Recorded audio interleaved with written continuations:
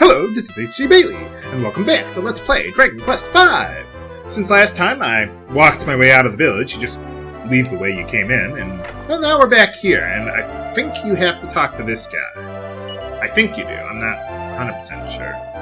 So after doing all that business up in Lofty Peaks, you come back here and talk to this guy, because now we gotta get that fairy quill for Pankraz there, so... Oh, okay.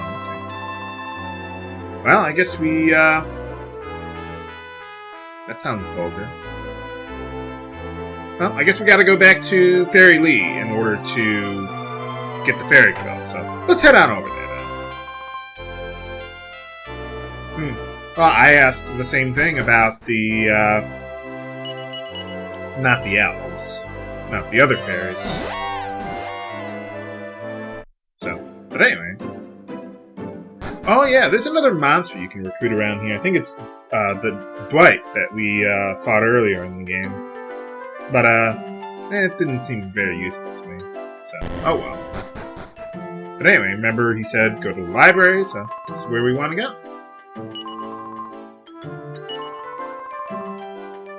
Do fairies have quills? Maybe it's just a quill that has fairy magic on it. I don't know. Anyway, alright, we got another knick-knack, the fairy quill. Oh, so that's why we need both of those. Well, I already got the Tusk inkwell. What do you mean? He must be deeply afflicted with the Bailey curse. We lose pens all the time. A lot of money. Probably spent more money on pens and a lot of other things.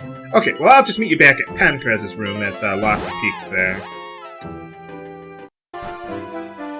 Alright, we're back. Turn around. There you go. Surprised you're not wearing a turban there. Where did Abel get his turban anyway? But anyway, you come back here with both items, and if you've already dispatched with the guard, then you can progress here. For those who, for whatever reason, didn't see the last episode, you have to walk up to the guard by Remembrance. Really, game? And that's the last pun. Hopefully, that's the last one. But anyway, if you didn't get dispatched the guard last time, what you gotta do is you gotta go all the way up to Madalena's room. Once you're next to the guy, go into your inventory, select a TNT ticket, and he'll walk away. Well, apparently they were right. I'm surprised they didn't say anything about Pankraz walking by. I was just checking, but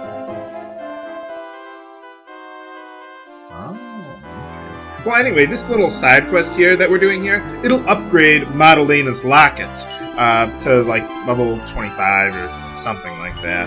I really don't care that much about it, but, well, it's a nice little interesting side quest. It's totally optional, just a little more background, so I like how they did that with all the knickknacks in the game. There's a nice touch with the plot there. Okay, well, I think that's everything we can do, except the optional bonus dungeon in the game. So what I need to do is I need to do some level grinding. I'll get up to level 38 for Perry, and I'll be right back.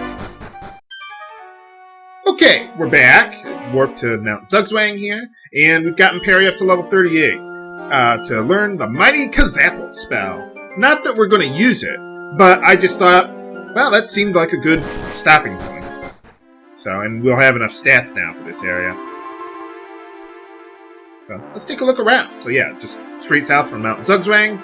This area is only accessible during the post-game. And I wonder what a rebirth stone does. I don't know, I've never used it before. But anyway, here we get mini medal number 61, I think. Yeah, it is mini medal number 61. Okay, just double checking here, but... they got another TNT board here, but we can't get in there. If I'm not mistaken, I think you have to defeat the super boss here in order to unlock that. I'm not sure, because I've never actually I've never actually tried that TNT board. I just took one look at it and I was like, hell no!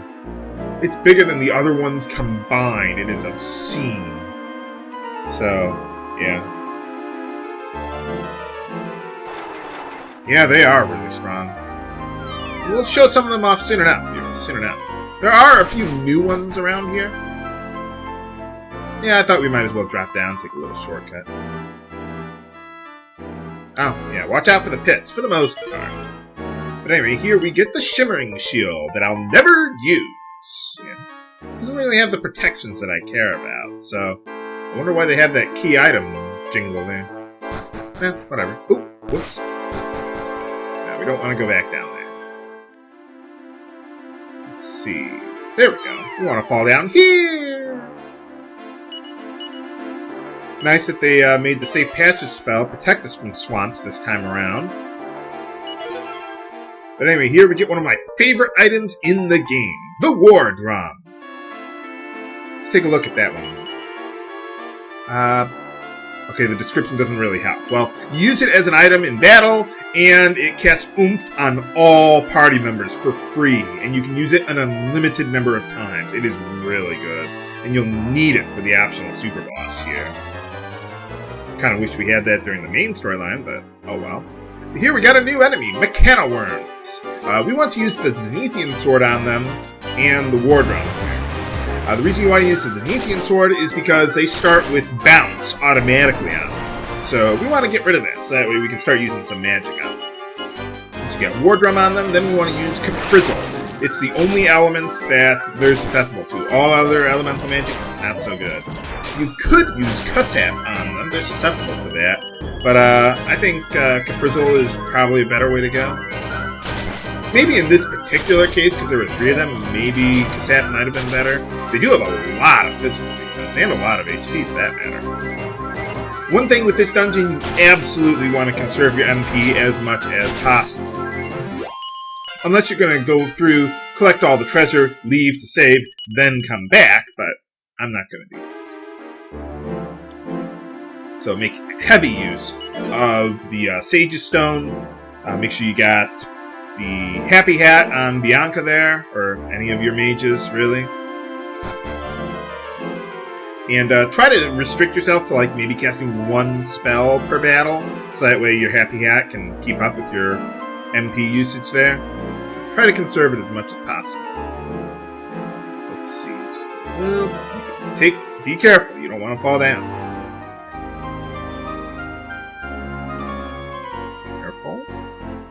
There we go. Okay. Phew! And once you get past that part, the rest is relatively easy.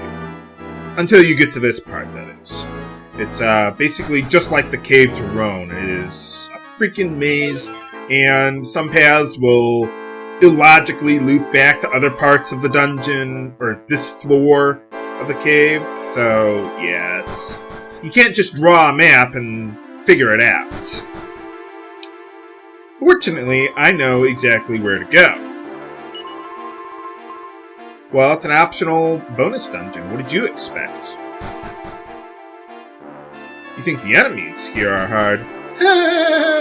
Wait until you see the super boss here.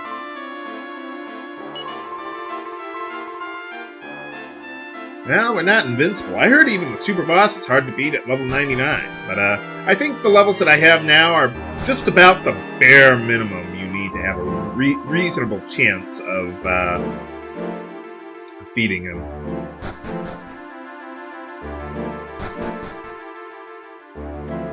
Yeah, more level grinding you can do, the better. Still really hard, though. I wonder how they got, like, trees and stuff growing down here. Weird. Okay, now this floor... Let's see, we want to go up first. Now this floor, the map actually does make logical sense. Going from one screen to another does not warp you to another part of this floor. So, like, if you go up one screen and down one screen, you'll end up right back where you started. Whereas in the previous floor, doing that might warp you somewhere else, and you can't just backtrack to get back to where you started. So, well, yeah, you're doing a pretty good job there. You got Kazapple. Never really used that spell, though. I mostly level grinded for just a little bit more stats. You need the HP. But anyway, in this chest we get the Metal King armor. Not that I'm going to use it. Again, not really good on the protections.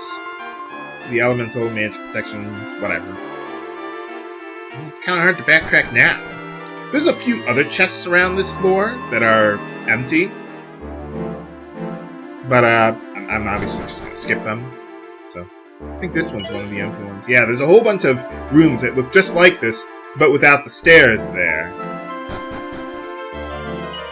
So you gotta watch out for that. What do you mean, getting? Frightened would be more appropriate. Anyway, here we got another new enemy unique to this dungeon, Billhaw. I don't know what that is, but anyway, let's start with the good old Ward Drum. Unfortunately, Billhaw is pretty much immune to everything I care about as far as debuffs go. Yeah, not like his cousin earlier. Oh well. Pick out the other guys first. Yeah, we want to change our tactics because those guys did that. Yep.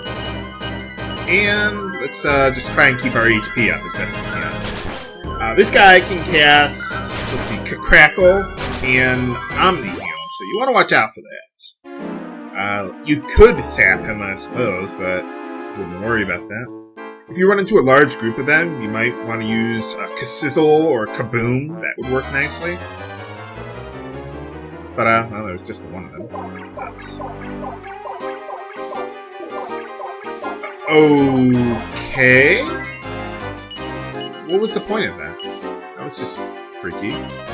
Okay, well, anyway, fortunately, these guys are susceptible to debuffs, like Snooze, so that'll really help us out a lot. As far as elemental magic goes, Frizzle, Sizzle, Kaboom, those are all good against them if there's enough of them. They don't have that much HP, so you probably are better off just conserving your MP for the super boss here.